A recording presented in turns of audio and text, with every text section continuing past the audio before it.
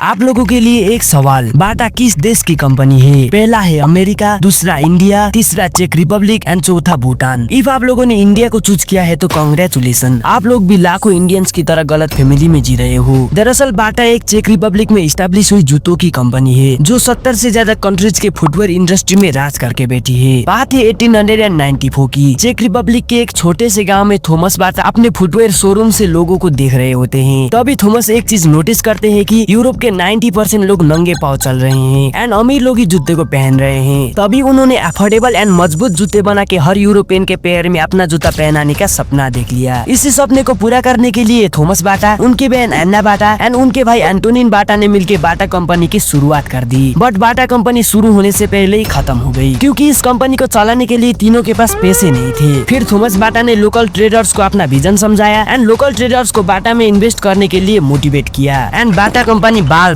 बच गई। उन्होंने अपनी कंपनी को तो शुरू कर दिया बट 10 सालों के अंदर ही बाटा पूरी तरह से डूब गई। इस कंपनी को फिर से खड़ा करने के लिए थॉमस बाटा अमेरिका चले गए एंड उन्होंने अमेरिका में machine learning and mass production के बारे में जाना। वो चेक रिपब्लिक में वापस आए और फिर बाटा कंपनी को स्टार्ट कर दिया। पर कैसे? क्योंकि थॉमस बाटा तो बैंक करप्ट हो गए थे ना। जब वो अमेरिका में थे तभी उन्होंने अपनी कमाई को सेव करना शुरू कर दिया था एंड उन्होंने लोकल इन्वेस्टर्स की भी मदद ली। उस टाइम पे चमड़ी की प्राइस पीक पे थी, सो उन्होंने चमड़ी की जगह पे कैनवस का जूता बनाना शुरू कर दिया जिससे जूते सस्ते, टिकाऊ, मजबूत और पहनने में आसान बन गए। फिर बाटा ने रुकने का नाम नहीं लिया। 1910 तक बाटा यूरोप की नंबर 1 कंपनी बन गई। कभी भी जिंदगी सीधी ग्राफ में नहीं चलती, ऐसा ही हुआ बाटा के साथ। 1914 में यूरोप में वर्ल्ड वॉर 1 स्टार्ट हो गया जिसकी वजह से यूरोप में चल रहे सारी कंपनी धड़ाम से गिर गई इंक्लूडिंग बाटा। बट इस अंधकार के समय पे भी थॉमस बाटा ने एक नया अवसर ढूंढ निकाला था। दरअसल वार में जाने वाले सेना का शूज बनाने का कॉन्ट्रैक्ट थॉमस बाटा को मिल गया था। इसके साथ ही वार टाइम में थॉमस बाटा ने शूज प्राइस को कम कर दिया। अब तो बाटा रुकने का नाम नहीं ले रही थी। बात है 1931 की। जब थॉमस बाटा इंडिया में कच्चा पदार्थ के लिए आए थे तब उन्होंने नोटिस किया कि इंडिया के 99% लोग जूते नहीं पहनते हैं। इसे देख के थॉमस बाटा ने इंडिया के कोलकाता शहर में बाटा कंपनी का फर्स्ट फैक्ट्री बनाया एंड इंडियन लोगों को रोजगार भी दिया। एम्प्लॉय की ट्रस्ट को बढ़ाने के लिए थॉमस बाटा ने कोलकाता में एक बाटा नगर की स्थापना की जहाँ वर्कर्स के लिए घर और उनके परिवार के लिए स्कूल एंड हॉस्पिटल की स्थापना की गई। थॉमस बाटा इंडिया में बिजनेस आगे लाने ही वाले थे कि 1932 में प्लेन क्रैश की वजह से उनकी मौत हो जाती है। फिर बाटा कंपनी की जिम्मेवारी उनके बेटे जूनियर थॉमस एंड उनके भाई एंटोनिन बाटा के पास आ जाती है। उनके बेटे जूनियर बाटा ने भी इंडिया में इंटरेस्ट दिखाया एंड उन्होंने लोकल प्रॉब्लम्स को टारगेट करते हुए अपने जूतों का प्रमोशन करना शुरू कर दिया। जैसे आप लोग इस एड्स को देखो, एक छोटा सा घाव टिटेनस जैसी खतरनाक बीमारी को जन्म दे सकती है, सो जूता पहने और सुरक्षित रहें। ऐसे प्रमोशन एंड स्ट्रेटेजी की वजह से 1940 तक बाटा कंपनी इंडिया की फुटवेयर इंडस्ट्री की लीडर बन चुकी थी विद द शेयर ऑफ 99%। 1980 तक बाटा ने इंडिया में खूब मोनोपोली एंजॉय किया। फिर आया असली डाउनफॉल। जो बाटा 5 दशकों से इंडिया फुटवेयर इंडस्ट्री का किंग बना हुआ था, उसे पहली बार रियल चैलेंजेस का सामना करना पड़ा। दरअसल जब 1990 में इंडिया की इकोनॉमी बढ़ने लगी तब ग्लोबल ब्रांड्स ने इंडिया में कदम रखना शुरू कर दिया जिसकी वजह से बाटा की सेल्स तेजी से नीचे गिरने लगे। 2000 तक इंडियन ऑडियंस की चॉइस भी चेंज होने लग गई थी। लोग ड्यूरेबल ही नहीं बल्कि फैशन टाइप के जूते मांग कर रहे थे एंड बाटा अपनी ऑडियंस की डिमांड को पूरा नहीं कर पा रहा था जिसकी वजह से बाटा के लॉयल ऑडियंस भी धीरे धीरे बाटा का साथ छोड़ने लगे। पैरागोल्ड, रिलैक्सो, लाइबेट्री जैसे local brands and Adidas, Nike, Reebok जैसे इंटरनेशनल ब्रांड्स ने मिलकर बाटा को पूरी तरह से गिरा दिया। बाटा की outdated models, bad shopping experience and audience की टेस्ट को मैच ना कर पाने की वजह से बाटा पूरी तरह से गिर गई। जब बाटा को ये रियलाइज हुआ तो बाटा ने अपनी ऑडियंस की शॉपिंग एक्सपीरियंस को बढ़ाने के लिए आउटडेटेड स्टोर्स को मॉडर्न स्टोर में रिप्लेस कर दिया। बाटा ने lower, middle and upper class सभी लोगों को टारगेट करके शूज बनाना शुरू किया। इसके साथ ही बाटा ने ड्यूरेबिलिटी के साथ फैशन एंड ट्रेंड के हिसाब से शूज बनाना शुरू किया। बाटा ने लड़कियों के लिए अलग अलग स्लीपर्स एंड शूज बनाया। इसके साथ ही बाटा ने अमेज़न, फ्लिपकार्ट जैसे ई कॉमर्स प्लेटफॉर्म में शूज को प्रोमोट एंड सेल करना शुरू किया एंड फाइनली बाटा फिर से इंडियन फुटवेयर इंडस्ट्री का किंग बन गया।